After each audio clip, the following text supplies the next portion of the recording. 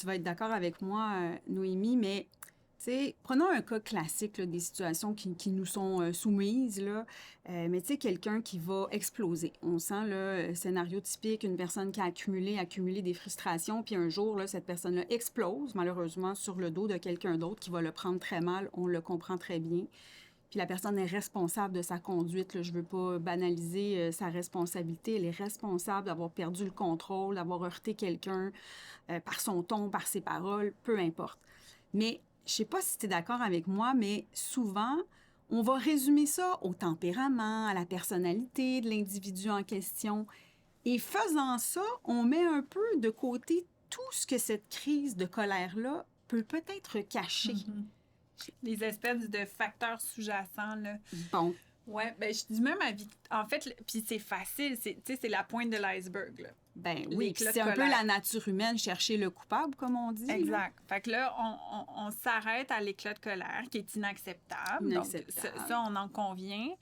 Mais ça occulte peut-être, en fait, d'autres situations, des facteurs de risque, c'est le mot souvent qu'on emploie, qui sont en fait des terreaux fertiles à des maux relationnels, à des tensions relationnelles, à des écarts de conduite.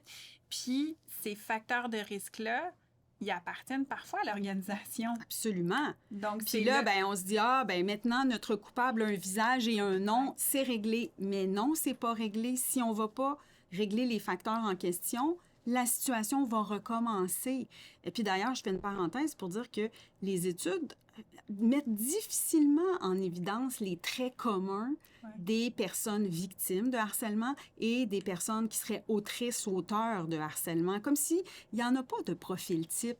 Hein? Donc, je pourrais pas arriver dans mon équipe et dire « j'ai ici un potentiel harceleur ». Non, en fait, il faut plutôt le voir comme ça pourrait nous arriver d'être la cible de conduite vexatoire, puis on pourrait peut-être être auteur de certaines conduites aussi. Bon, je pourrais faire des nuances là-dessus, mais ce qui est important ici, c'est ce qu'on occulte, les fameux facteurs organisationnels ou les risques psychosociaux. Tu sais, je te donne l'exemple, l'INSPQ, là, qui est l'Institut national de santé publique du Québec, nous en dresse une liste des risques psychosociaux du travail qui sont précurseurs du harcèlement. C'est-à-dire que si je coche « Oh oui, j'ai ça dans mon milieu de travail », il y a probablement plus de risques qu'il y ait des dénonciations de harcèlement dans ce milieu-là.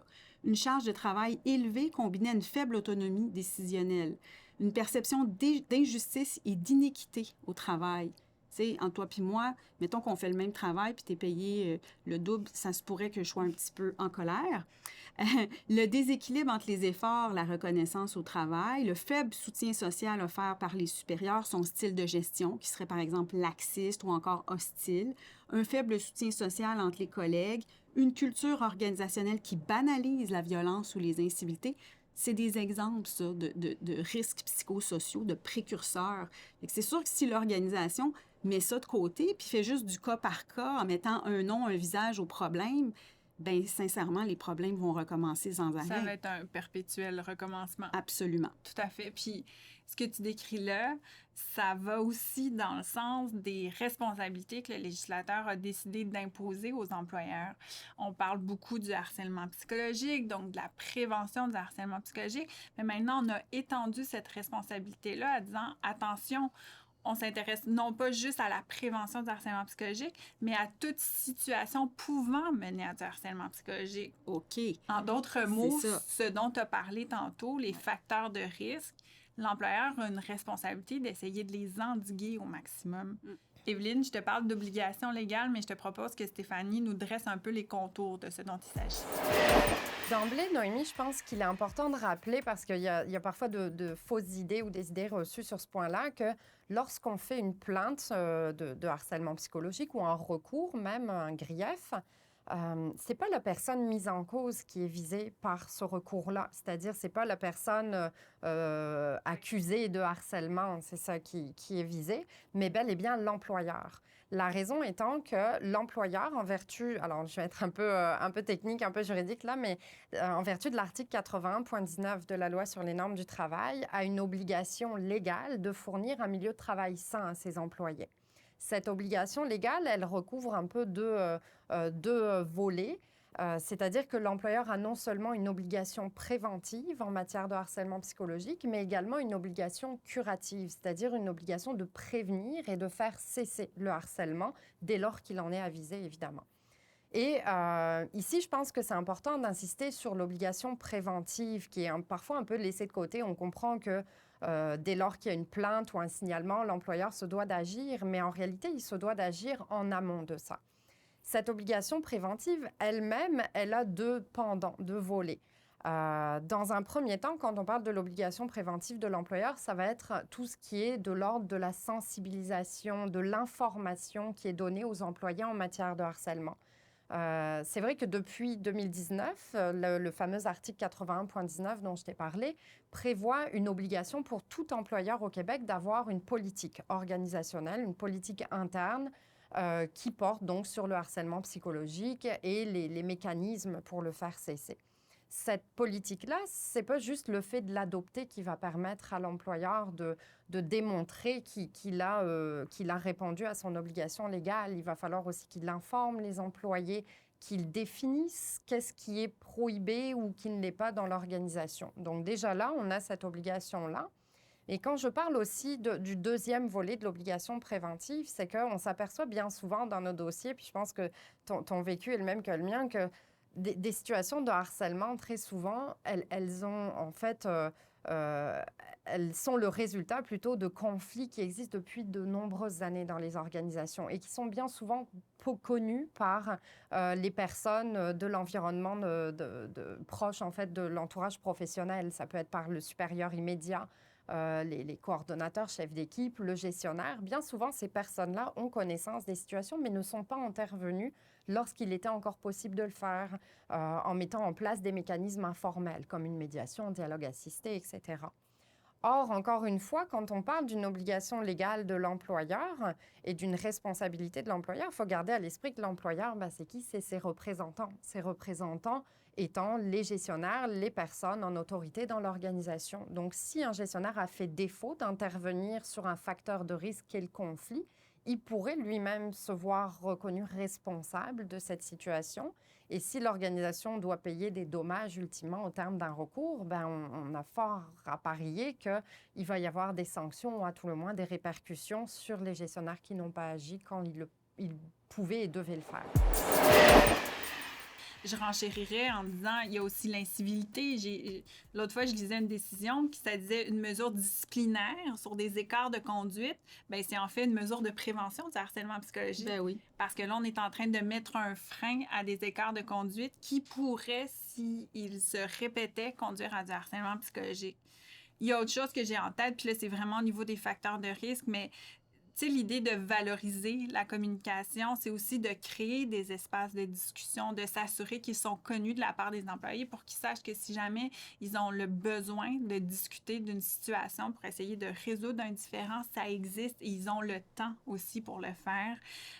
Je pense à l'idée de diminuer aussi les sources de stress au maximum, de clarifier les rôles et responsabilités. En fait, c'est un peu le pendant positif de tout ce que tu nous décrivais au début, ce qui sont les facteurs de risque. Bien, ce qu'on fait en mesure de prévention sont toutes des procédures positives pour essayer de les endiguer au maximum. Absolument. Puis de travailler aussi sur l'amélioration des habiletés de gestion, le développement du leadership. On voit beaucoup ça dans les organisations. Puis je pense que c'est un excellent moyen de prévention aussi. Moi, j'aime toujours rappeler aux gestionnaires un acronyme qui me vient de Jacques Forêt, de l'UQAM, le CAA. Tout le monde s'en rappelle. Le CAA, donc, c'est les besoins psychologiques d'une personne qui fait en sorte qu'à chaque jour, si c'est un peu nourri, bien, j'ai plus de chances de rester en santé à mon travail. Donc, le C, j'ai besoin de me sentir compétente. Le A, j'ai besoin de me sentir autonome, d'exercer mon libre arbitre, d'avoir de la marge de manœuvre. Et le troisième A, le deuxième A, en fait, c'est l'affiliation sociale. J'ai besoin de sentir que ma présence est appréciée, valorisée dans mon équipe, etc. Fait que déjà, d'avoir le CAA en tête, même quand on n'est pas gestionnaire, quand on est un partenaire, un collaborateur, je trouve que ça oriente. T'sais. Si je sais que le sentiment de compétence, c'est quelque chose de précieux, je vais faire attention à ma façon de parler à ma collègue. Si l'autonomie, c'est précieux, je vais faire attention de ne pas m'immiscer dans ces choses. Puis comme l'affiliation, c'est important, bien, je vais m'assurer qu'elle se sente toujours partie prenante des décisions, je vais l'inclure aussi. Fait que le CAA, je trouve que c'est bien pour nous. C'est un remède à beaucoup de choses, oui, tout à fait. Puis parlant de remède, tu sais, le printemps 2020, on se rappelle qu'il s'était passé quelque chose d'important à ce moment-là qui a pris un petit peu toute l'attention. Mais la politique cadre du Conseil du Trésor du Québec, qui vient orienter un peu toutes les politiques dans les organisations publiques, est arrivée avec une notion. On parlait de milieu de travail sain, qui est comme une obligation pratiquement de travailler sur les facteurs de risque. Mais là, ils sont venus dire... On va garantir un milieu de travail sain, puis on va vous demander aussi d'instaurer quelque chose qui s'appelle la sécurité psychologique au travail. J'ai trouvé ça franchement intéressant parce que c'est novateur. C'est novateur. Ouais. Puis là, encore une fois, on est ambitieux ici. On ne va pas se contenter d'un milieu poli, civil. On va chercher quelque chose d'autre. Ça vient d'où? C'est une notion qui est introduite, entre autres, par la chercheuse Amy Edmondson. En gros, la définition, c'est de la sécurité psychologique. Alors, imaginons qu'on est dans un groupe. Ce serait le fait qu'on ait une croyance partagée à l'effet que notre équipe, c'est un environnement qui est sûr, donc sécuritaire, pour la prise de risques interpersonnels. En d'autres mots, j'ai la conviction que, par exemple, toi, Noémie, tu es expérimentée, tu fais depuis longtemps des enquêtes, mais je pourrais quand même me permettre de te challenger, de te poser une question difficile, de remettre en question certaines choses que tu pourrais dire. Donc, même quelqu'un de senior, ça me permet aussi, quand la sécurité psychologique est au rendez-vous, de me montrer plus vulnérable. De dire, ben moi, ça, je comprends pas comment ça fonctionne, ou ouf, j'ai un peu gaffé sur telle chose. Tout devient ouvert. Il faut comprendre que la logique, donc, elle, cette chercheuse-là, elle travaille pas sur le harcèlement, elle travaille sur l'apprentissage au travail. Puis elle s'est rendue compte qu'il y a beaucoup de comportements d'apprentissage qui sont inhibés. Tu sais, pour apprendre, il faut bien que je le dise à ma collègue. Que les gens ont des craintes de désapprobation, par exemple. Ils ont peur d'être jugés en disant « ça, je comprends pas ça ». Ils ont peur d'être jugés parce qu'ils vont challenger un peu l'idée de quelqu'un qui a plus d'ancienneté qu'eux. Mais tout ça, c'est un apprentissage inhibé, puis on ne veut pas ça. Elle vient nous dire, elle dit, dans le fond, le travail, c'est pas un problème d'exécution. Il faut se le représenter comme un enjeu d'apprentissage. J'ai trouvé ça inspirant parce que je me dis, si on suit un peu cette idée-là, on se met davantage dans une ambiance où, un peu comme dans un brainstorming, tu sais, c'est souvent l'image que je donne, là. On peut se parler librement, on ne prend pas les choses trop personnelles non plus, on se permet de se dire les choses dans le but d'améliorer nos façons de faire. C'est comme un encouragement à l'authenticité, je trouve. Ah, c'est bien dit. Oui, ça vient ici. Mais je trouve que c'est ce que ça engage, en fait. C'est de dire, dites les choses sans filtre, de manière civile, entendons-nous, mais quand même, pour pas avoir ces filtres-là, des fois, qui sont des freins à la création, en fait. C'est vraiment alors, ça. Moi, je suis pas d'accord quand les gens disent « on peut plus rien se dire ». Non. Tout est dans le comment, puis il faut qu'on ait cette sécurité-là entre nous, qu'on peut se dire les choses, puis si on se les dit, c'est pour les bonnes raisons, c'est juste pour travailler mieux, finalement. C'est intéressant, puis je rebondis sur ce que tu dis, parce que tu dis tout est dans le comment. Oui. Puis il y a une chose qu'on n'a pas dite au niveau des mesures de prévention. Oui. Je pense que la norme de civilité, tu sais, quand on dit on veut pas être à l'écart de la norme de civilité, encore faut-il savoir quelle est la norme. Ah ben oui. Puis là... c'est pas un travail qui se fait une fois puis c'est réglé pour 20 ans, là. Puis on peut pas penser non plus que tout le monde a la même conception de ce qui est la civilité ou l'incivilité. Donc, il y a un travail puis il y a un rappel constant à faire à tout le monde. Bien, en fait, ça devrait faire le premier objet d'un travail de groupe. Tu sais, ensemble, on s'entend collectivement. Des règles, Puis après ça devrait être réactualisé parce qu'on sait que la société évolue vite et la norme de civilité aussi évolue. Donc, on doit se garder à la page, en fait. Oui, puis sentir que tout le monde, on veut agir puis faire des règles pour que tout le monde se sente inclus. Exact.